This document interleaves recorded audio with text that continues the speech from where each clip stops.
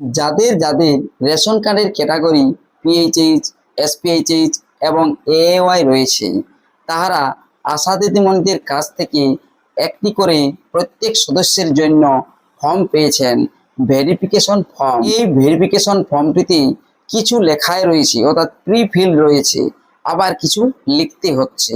তবে এই ফর্মে যদি এক বিন্দু মাত্র ভুল করে থাকে, এক ভুলে আপনার আয়ুষ্মান ভারত কার্ডটি হবে না, রিজেক্ট হয়ে যাবে আপনার ভেরিফিকেশন ফর্মটি। তাই ফর্ম পূরণের সময় কোন কোন দিকগুলো আপনাকে বুঝে নিয়ে সেই ফর্মটি ফিল আপ করতে হবে, কোন ভুলে আপনি আয়ুষ্মান ভারত কার্ড পাবেন না। আর এখানে দেখুন লেখা রয়েছে একটি অপশনে found in ASDD list for SIR WBLA 2026 poll, এই জায়গাটির মানে কি। এবং আরো রয়েছে দেখুন beneficiary name deleted form Annapurna Yojana beneficiary list. এখানে কতকগুলো প্রশ্ন আসছে যে লেখা আছে কি আপনার নাম অন্নপূর্ণা যোজনার লিস্ট থেকে ডিলেট করা হয়নি। এখানে যারা হয়তো মহিলা অন্নপূর্ণা যোজনা পাওয়ার যোগ্য, তারা ইয়েস অথবা নো এই দুটো অপশনের একটি অপশনে রাইট চিহ্ন দিবেন। আর যদি কোনো ছেলের ক্ষেত্রে পুরুষ মানুষ বা এমনকি পরিবারের যিনি অন্নপূর্ণা যোজনার বয়স পেরিয়ে গিয়েছে বা বয়স হয়নি এমন কোনো মহিলাও থেকে থাকি, তাদের ক্ষেত্রে এই অপশনটি কি করবেন। এবং আরো একটি কথা, যেহেতু এখন অনেকেই আবেদন করেছে বা সবাই হয়তো আবেদন করেছেন অন্নপূর্ণা যোজনায়, টাকা পাননি, তাহলে সে এক্ষেত্রে কি লিখবেন, ইয়েস না নো।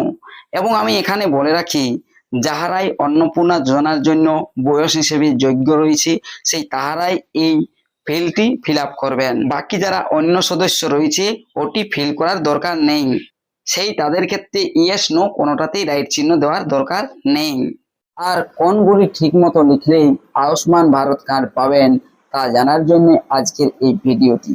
তাই এই ভিডিওটি শেষ পর্যন্ত দেখুন। আর চ্যানেলটিতে যদি নতুন এসে থাকেন তাহলে অবশ্যই এই চ্যানেলটিকে সাবস্ক্রাইব করে রাখবেন, পাশে দেওয়া বেল আইকনটি অল করে দিবেন যাতে পরবর্তীতে নতুন ভিডিওর নোটিফিকেশন পেয়ে যান। চলুন তাহলে আজকের এই গুরুত্বপূর্ণ ভিডিওটি দেখে নেওয়া যাক। আপনারা আয়ুষ্মান ভারত প্রধানমন্ত্রী জন আরোগ্য যোজনার এই ফর্মটি আশা দিদিমণিদের কাছ থেকে পেয়েছেন। তবে এটি হচ্ছে একটি ভেরিফিকেশন ফর্ম, আশা দিদিমণিদের দিয়ে ভেরিফিকেশন করানো হচ্ছে। এই ফর্মটি আগে থেকে ফিল করাও রয়েছে। তবে এখানে প্রথমে লিখতে হবে যেটি ডেট, এই যে দেখতে পাচ্ছেন ডেটটি ডেট, মান্থ এবং ইয়ার হিসেবে উল্লেখ করে দিতে হবে। এই যে এই জায়গাটাতে প্রথমে ডেট লিখতে হবে ডান দিকে, তারপর আর এই যে বেসিক ডিটেলস থেকে এই যে বাম দিকে এথা থেকে শুরু করে প্রথমে কলম দেখুন ডান দিকে দেখাচ্ছি, এই কলমটি কিছু লিখতে হবে না। তারপরের কলমটি দেখুন এখানেও কিছু লিখতে হবে না, ক্যাটাগরি। তারপরে এই যে এই কলমটি রয়েছে এই বার্থ, ডেট অফ বার্থের ডান দিকে দেখুন এই কলমটিও কিছু লিখতে হবে না, এগুলো ফিল করাই থাকবে। এবং অ্যাড্রেস এটিও ফিল করাই থাকবে, লিখতে হবে না। ডিস্ট্রিক্ট, ব্লক, গ্রাম পঞ্চায়েত এগুলো এই যে কলমটি রয়েছে এটিও ফিল করাই থাকবে, লিখতে হবে না। আর এই যে এখানে দেখুন বাম দিকে ফ্যামিলি হেড নেম, ফ্যামিলি হেডের নাম লেখাই থাকবে রেশন কার্ড অনুযায়ী। রেশন কার্ডে ফ্যামিলি হেড যিনি আছেন তার নাম এই জায়গাটাতে থাকবে। তবে অনেকের ক্ষেত্রে ফ্যামিলি হেড হয়তো একটি বা দুটি ফর্মে নাও থাকতে পারে, তাহলে যদি না থাকে সেক্ষেত্রে লিখে নেবেন এই ফ্যামিলি হেডের নাম। এরপর টোটাল ফ্যামিলি মেম্বার, যতজন টোটাল ফ্যামিলি মেম্বার রয়েছে পরিবারে সেইটি এই জায়গাটাতে লিখতে হবে। তারপরেই রয়েছে প্যান নম্বর। এখানে অনেকের একটি প্রশ্ন আসছে যে এইখানে যে প্যান নম্বরটি লিখতে বলছে এটি কি পরিবারের হেডের প্যান নম্বর না অ্যাপ্লিকেশনের। দেখুন যে ফর্মটি বা যার ফর্মটি যিনি অ্যাপ্লিকেশন তার ফর্মটি লিখছেন আপনি, সেই হতে এখানে এই প্যান নাম্বারটা অ্যাপ্লিকেশনের হবে, এখানে ফ্যামিলি হেডের প্যান নম্বর হবে না। যদি প্যান নম্বর থেকে থাকে প্যান কার্ডের নম্বর সেক্ষেত্রে দিবেন, না থেকে থাকে না দেবেন। এরপর দেখুন ইলেক্টোর রোল ডিটেলস ইন অ্যাবাভ 18, অর্থাৎ 18 বছরের যদি উপরে এই অ্যাপ্লিকেশনের বয়স হয়ে থাকে সেক্ষেত্রে এই ঘরগুলো ফিল করতে হবে। আর 18 বছরের যদি নিচে বাচ্চা হয়ে থাকে সেক্ষেত্রে ফিল করার দরকার নেই। 18 বছরের উপরে হলে এপিক নাম্বার এই জায়গাটাতে ভোটার কার্ডের নাম্বারটা দিয়ে দেবেন। এরপর এসি নাম্বার, এসি নাম্বার দিতে হবে আপনাকে, অর্থাৎ বিধানসভার নাম্বার যেটি সেটি দিতে হবে। তারপরে পার্ট নাম্বারও দিতে হবে, অর্থাৎ অংশ নম্বর, বুথ নম্বর সেটি দিতে হবে। এরপর সিরিয়াল নম্বর, সিরিয়াল নাম্বারটি ভোটার লিস্ট যেটি রয়েছে সেই লিস্টে সিরিয়াল নাম্বার লেখা থাকে, সেখান থেকে দেখে এই সিরিয়াল নাম্বারটা লিখে দিতে হবে। এগুলো কিন্তু লিখতে হবে, আর এগুলো সমস্তই ইংরেজি বড় হাতের অক্ষরে লিখবেন। এরপর আরেকটি ঘর রয়েছে যেটি আপনাকে লিখতে হবে, স্বাস্থ্যসাথী ডিটেলস, SSURN নম্বর। এই যে এই ঘরগুলোতে স্বাস্থ্যসাথী কার্ডের নম্বর লিখবেন। তবে এখানেও প্রশ্ন রয়েছে যে স্বাস্থ্যসাথী কার্ডের নম্বর যদি কোনো ব্যক্তির না থেকে থাকে সেই পরিবারেরই, বা কোনো বাচ্চার না থেকে থাকে স্বাস্থ্যসাথী কার্ডে নাম, সেক্ষেত্রে সেই স্বাস্থ্যসাথী কার্ডের পরিবারে যেটি রয়েছে সেটির নাম্বার লিখবেন কি? লিখতেও পারেন, আবার নাও লিখতে পারেন, না লিখলেও কোনো নেই, যেহেতু ওনার নামেই স্বাস্থ্যসাথী কার্ডে নেই তাই লেখার দরকার নাই। তাহলে এই ডাউটটিও ক্লিয়ার হলো। এরপরে দেখুন, এই যে জায়গাটি কাঁচির চিহ্ন দেখতে পাচ্ছেন, এই কাঁচির চিহ্ন জায়গা থেকে আপনাকে রিসিভ হিসেবে এইটুকু অংশটি দিয়ে দেবেন। আপনি যখন আশা দিদিমণির কাছে পুনরায় এই ফর্মটি জমা করবেন, তখনই উনি এই যে অংশটি এটি কেটে আপনাকে দিয়ে দেবেন।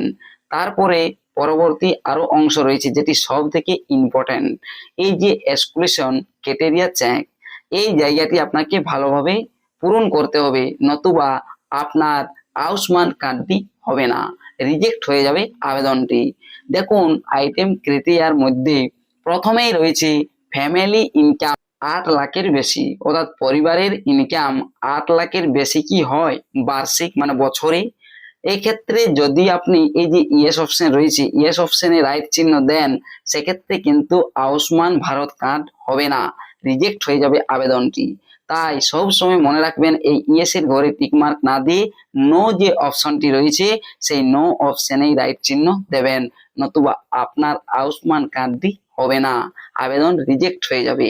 এরপর দেখুন, any member of family paying income tax, আপনার পরিবারের কোনো সদস্য কি ইনকাম ট্যাক্স দেন, এক্ষেত্রেও যদি ইয়েস অপশনে ক্লিক করেন বা ইয়েস অপশন রাইট চিহ্ন দেন, সেক্ষেত্রে আয়ুষ্মান ভারতের কার্ডটি হবে না। তাই এক্ষেত্রেও নো যে অপশনটি রয়েছে এই নো অপশনেই রাইট চিহ্ন দেবেন। এরপর কি, found in ASDD list for SIR WBLA 2026 poll, অর্থাৎ 2026-এ SIR থেকে নাম ডিলিট হয়ে গিয়েছে কি, এই খানটাতেও যদি আপনি ভুল করে ইয়েস অপশনে রাইট চিহ্ন দেন, সেক্ষেত্রেও কিন্তু আয়ুষ্মান ভারত কার্ড হবে না, তাই নো অপশনেই রাইট চিহ্ন দেবেন। এরপরে রয়েছে কি না, pending under SIR appellate tribunal. দেখুন, অনেকেই SIR এ নাম বাদ দেওয়ার পর ট্রাইব্যুনালে আবেদন করেছেন, ট্রাইব্যুনালে যদি আবেদন করে থাকেন এখনো পেন্ডিং রয়েছে, সেক্ষেত্রে ইয়েস অপশনে রাইট চিহ্ন দেবেনই, কারণ ইয়েস অপশনে এখানে রাইট চিহ্ন দিলেও আয়ুষ্মান কার্ড জেনারেট হবে, এটা নিয়ম রয়েছে।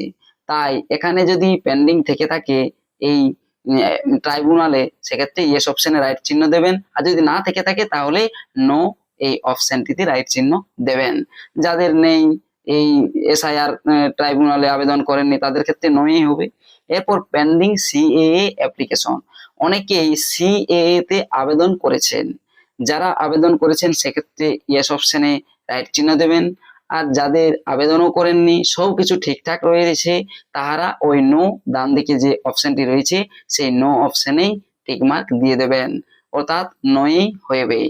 এরপর দেখুন রয়েছে কি, beneficiary name deleted from Annapurna Yojana beneficiary list, এটাতে বলা হচ্ছে আপনার নাম কি অন্নপূর্ণা যোজনার লিস্ট থেকে ডিলিট করে দেওয়া হয়েছে। এক্ষেত্রে অনেকেরই প্রশ্ন আসবে যে অন্নপূর্ণা যোজনার জন্য আবেদন করেছেন, সেক্ষেত্রে টাকাও পাননি, কি করে জানবেন যে অন্নপূর্ণা যোজনার লিস্টে নাম রয়েছে না ডিলিট হয়েছে? তবে এক্ষেত্রে বলে রাখি, আমি আপনাদেরকে এখানে ইয়েস অপশনটাতে টিকমার্ক না দিয়ে নো অপশনটাতেই টিকমার্ক দেবে যে অন্নপূর্ণা যোজনার লিস্ট থেকে নাম ডিলিট হয়ে যায়নি। আর আপনারা হয়তো আপনাদের আশা দিদিমণির কাছ থেকেও জিজ্ঞাসা করে একটু জেনে নিতে পারেন, তবে এক্ষেত্রে নো অপশনেই রাইট চিহ্ন দিবেন।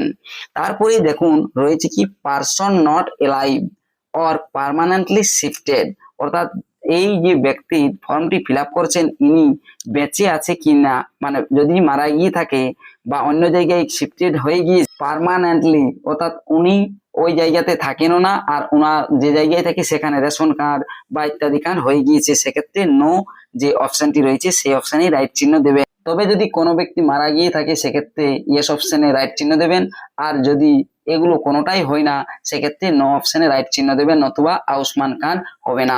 তাই পারসন নট এলাইভ অপশনে নো অপশনে রাইট চিহ্ন দেবেন। এরপর ডিক্লারেশনে যে ঘরটি রয়েছে একটি ছোট, সেটিতে রাইট চিহ্ন দেবেন, ডান দিকে সাইন করে দিবেন যিনি আবেদনকারী, তার যদি বাচ্চা হয়ে থাকে সেক্ষেত্রে তার বাবা মা এখানে সাইন করে দেবেন। আর আপনাকে কিচ্ছু লিখতে হবে না, যে অংশটি রয়েছে সেই অংশটি এটি অফিস ইউজ এর জন্য রয়েছে, তাই আর কোনো কিছু লেখার দরকার নেই। এর সাথে আপনি আধার কার্ডের জেরক্স, রেশন কার্ডের জেরক্স, প্যান কার্ডের জেরক্স এবং ভোটার কার্ডের জেরক্স, স্বাস্থ্যসাথী কার্ডের জেরক্স দিয়ে আশা দিদিমণিকে জমা করবেন।